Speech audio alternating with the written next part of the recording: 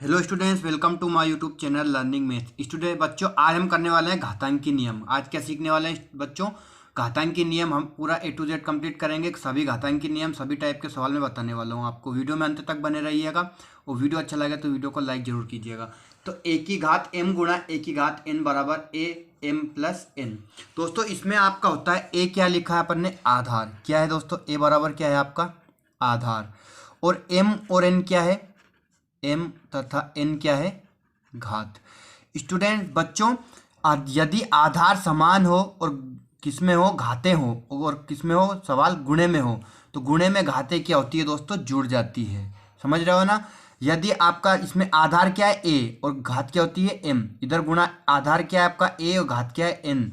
बराबर क्या होता है? ए की घात एम प्लस एन। यदि गुणे में हो और आधार समान हो तो घाते क्या हो जाती है आपकी? जुड़ जाती है। ठीक है स्टूडेंट्स, समझ रहे हो ना आप? जैसे कि आपको मैं एग्जांपल बताता हूँ।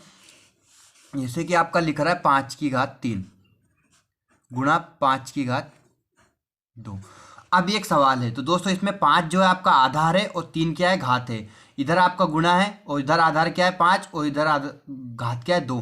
दोस्तों इसमें सबसे बड़ी चीज ध्यान रखना कि आधार समान होना चाहिए। आधार क्या होना चाहिए? समान होना चाहिए। अगर आधार अलग अलग रहेंगे तो आप इसमें इन नियमों को नहीं हल कर सकते हो। तो आधार समान हो, 5 की घात 3 है, मतलब 5 का कितनी बार गुणा करेंगे? 3 बार। और इधर 5 की घात कितनी है? 2 है, तो अपन 5 का कितनी बार गुणा करेंगे? 2 बार। तो देखना 5 गुणा 5 गुणा 5, ये बीच में क्या है? गुणित। तो 3 बार हो गया। अब ये कितनी बार है? 2 बार, तो 2 बार। तो अब 1 2 3 4 5, 5 की घात कितनी आ गई आपकी? 5 की घात 5। अब अपन सूत्र में मान रखेंगे, इस सूत्र से हल करेंगे। देखना कैसे आपका ए बराबर क्या होगा आपका? 5, और एम बराबर क्या होगा? 3, और एन बराबर कितना होगा? 2। अब हम क्या करेंगे? इसे सूत्र से हल करेंगे। मतलब आधार को लिखा अपन ने 5, और घातों को क्या कर लिया? गुणे में था, गुणे में है तो घातों को क्या कर लिया अपन ने? जोड़ लिया। यहाँ घात कितनी है? 3 और प्लस 2। तो आपका 5 की घात कितनी आ गया? 5 आंसर आ गया। इस टाइप से करोगे तो भी वही आएगा, और इस सूत्र विधि से करोगे तो भी क्या आएगा? वही आएगा। लेकिन समय किसमें बचता है? आप नियमों को घातांकी नियम से हल करोगे तब समय आपका बहुत बचता है। ठीक है स्टूडेंट्स, ठीक है बच्चों, सीख गए होंगे आपके। अब हम आगे बढ़ते हैं। यदि आधार समान हो, अब भाग में क्या होता है? भाग में ये याद रखना बस, गुणे में घात जुड़ती है और आधार समान होना चाहिए। अब दूसरा नियम है आपका स्टूडेंट्स बच्चों, ए की घात एम भागित ए की घात एन बराबर ए की घात एम माइनस एन। ये दूसरा नियम है आपका। इसमें क्या होता है आपका? देखना, जैसे कि आपका एक सवाल है, 5 की घात 4 भागित 5 की घात 2 बराबर। अब यहाँ पे आधार समान है और किसमें है? भाग में। तो भाग में क्या हो जाती है? घातें घट जाती है। आधार ऐसा कैसे लिखा अपन ने? अपन क्या लिखेंगे? घातों को माइनस करेंगे। दो घात ऊपर लिखते हैं हल्की सी छोटी सी स्टूडेंट बच्चों, बड़ा मत लिख देना नहीं तो गलत हो जाएगा आपका। अब क्या हो जाएगा? 5 की घात कितनी होगा? है 4 में से 2 घात कितना बचा आपका? 2 बचा। अगर आप 5 की घात 4 और 5 की घात 2 को हल करोगे, बटे में ले जाके 5 की घात 2 से 4 कट जाएगी 2 बार में ना, तो वही आएगा। तो अपन ने इस घातांकी नियम से हल कर लिया तो अपना सरल होगा। 4 में से 2 गया, कितना बचा? 5 की घात 2। अगर घट बटे में भी लिखते हैं स्टूडेंट बच्चों, ये ऐसा भी होता है 5 की घात 4 बटा 5 की घात 2। ऐसा लिख रहा है तो भी ये भागित ही है। बटे में लिख रहा है मतलब क्या है? भाग है। तो ऊपर की संख्या और नीचे की संख्या, ऊपर के घात में से नीचे वाले की घात को घटा देंगे, है ना। तो ये आएगा 5 की घात 2। समझ गए होंगे आप? ये क्या होता है? भाग में। भाग में क्या होती है? घातें घट जाती है। अगला नियम है आपका घात की घात हो। जैसे कि आपका एक नियम और है, चौथा तीसरा नियम, तीसरा सवाल है कि ए की घात एम की घात एन, तो ए की घात एम एन, ये नियम है अगला आपका तीसरा नियम दोस्तों। मतलब अगर घात की घात हो, जैसे 12 की घात कितना लिख रहा है? 3, और उसकी घात कितनी है? 7। तो ये घात की घात है तो इसमें कौन सा नियम लगेगा? ये वाला नियम। तो मतलब घातों का क्या होता है? गुणा।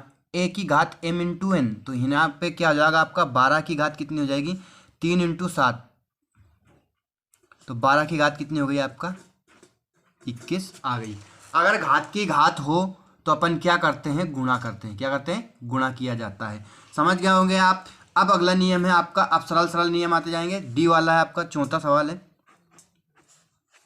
कि ए की घात 1 बराबर 1। दोस्तों आपको ये नियम पता ही होगा कि जिसकी भी घात 1 हो उसका मान कितना होता है? ए आएगा ना। ए होता है 1, वही होता है। मतलब जैसे कि 5 की घात 1 है तो उसका मान क्या आएगा? 5। ए की घात 1 है तो उसका मान कितना आएगा? ए। x की घात 1 है तो उसका मान कितना आएगा? एक्स, जिसकी घात एक हो उसका मान वही संख्या होती है जो आधार है, ए की घात एक। जैसे कि यहाँ पे 8 लिख रहा था, इसकी घात कितनी है, एक है, कुछ नहीं लिख रहा है तो मतलब कितनी घात है उसकी, एक है। यहाँ 0 लिख रहा है, 0 कुछ नहीं लिख रहा है तो इसकी घात कितनी है, एक। जैसे कि 3 है, 3 पे कुछ भी नहीं लिख रहा है तो उसकी घात कितनी होती है, एक होती है। तो जिसकी भी घात एक हो उसका मान वही होता है। पांचवा नियम है स्टूडेंट्स आपका, पांचवा नियम क्या बोलता है कि जिसकी भी घात 0 हो उसका मान कितना होता है, एक। जैसे कि आपको लिख रहा है कि 5 की घात 0, तो उसमें आपको डायरेक्ट कितना मान रख देना, उसका एक मान होता है। जिसकी भी घात 0 हो उसका मान कितना होता है बच्चों, एक होता है, याद रखना, ठीक है। छठा नियम है आपका, a/b की घात m बराबर अलग अलग घात कर दो दोनों की, b की घात m। जैसे कि आधार बटे में है और घात पूरे कोष्ठक की घात 2 है, m है, सॉरी, कि जितनी भी घात हो सकती है, कुछ भी जरूरी नहीं है कि m मतलब कि कोई भी संख्या हो सकती है, तो दोनों की घात रहती है। जैसे कि आप एक सवाल करके बताता हूँ मैं आपको, जैसे कि 5/3 की घात यहाँ पे लिखा रही 2 आपका, तो ये क्या 5 की भी घात 2 है और 3 की भी घात कितना है, 2 है। तो 5 की घात 2 कितना होगा आपका 25/3 की घात 2 कितना होगा 9। कोष्टक के पूरे कोष्टक का होल स्क्वायर है तो उसमें होल घात में होल घात है, मतलब कुछ भी हो सकता है, 2 नहीं है, यहाँ पे 2 है। 5 की घात 2 कितना होगा 25, 3 की घात 2 कितना होगा आपका 9। तो ये उसका क्या कर देंगे, दोनों का वर्ग होता है, ठीक है। अब अगला नियम है आपका छठा नियम। छठा नियम क्या कहता है, छठे नियम में लिखेंगे अपन माइनस,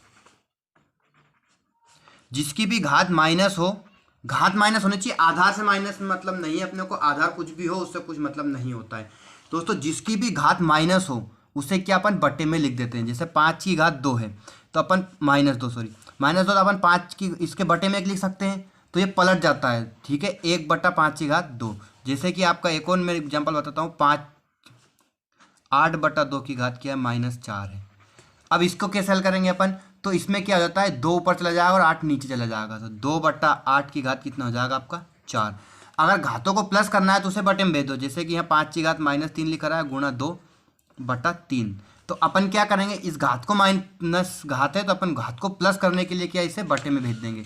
कैसे, ये क्या हो जाएगा आपका 2/3 गुणा 5 की घात कितनी हो जाएगी 3, ये बटे में चल गई तो क्या हो गई, प्लस हो गई। मतलब अंश में है तो उसे हर में कर दो और हर में है तो उसे अंश में कर दो। ये होता है आपका क्या, माइनस घात को प्लस में करने का नियम। कुछ सातवां नियम जो आपका स्टूडेंट्स बच्चों वो कहता है कि, सातवां नियम करते हैं हम। जैसे कि आपका करनी 3 लिखा रहा है तो अपन इस जिस पे भी करनी लग रही है उसकी घात कितनी लिख सकते हैं अपन, 1/2। क्या लिख सकते हैं अपन, उसकी घात 1/2 लिख सकते हो। जिसकी भी करनी लग रही है तो आप करनी का मतलब होता है घात 1/2, ठीक है बच्चों, समझ रहे होंगे आप। जैसे कि आपका यहाँ पे लिख रहा है 3 करनी 5, अपन इससे कैसे लिखेंगे, यहाँ पे 3 लिख रहा है तो यहाँ 5 की घात कितनी हो जाएगी, 1/3 हो जाएगी। यहाँ करनी लग रही ना तो इसकी घात कितनी होगी, 1/3, आधार वही है 5, 3। अब यहाँ जैसे कि आपका लिख रहा है 4 करने में 6, तो अपन 6 की घात कितनी लिखेंगे, 1/4। यहाँ पे कुछ भी नहीं लिख रहा है तो 2 रहता है, उसके बाद जितना लिख रहा है उतनी घात 1 के बटे में आएगी, लेकिन क्या आएगी, 1 के बटे में आएगी, ठीक है बच्चों। उम्मीद है आपको वीडियो पसंद आ गया होगा। आज के लिए इतना ही, मिलते हैं अगले वीडियो में, तब तक के लिए बाय।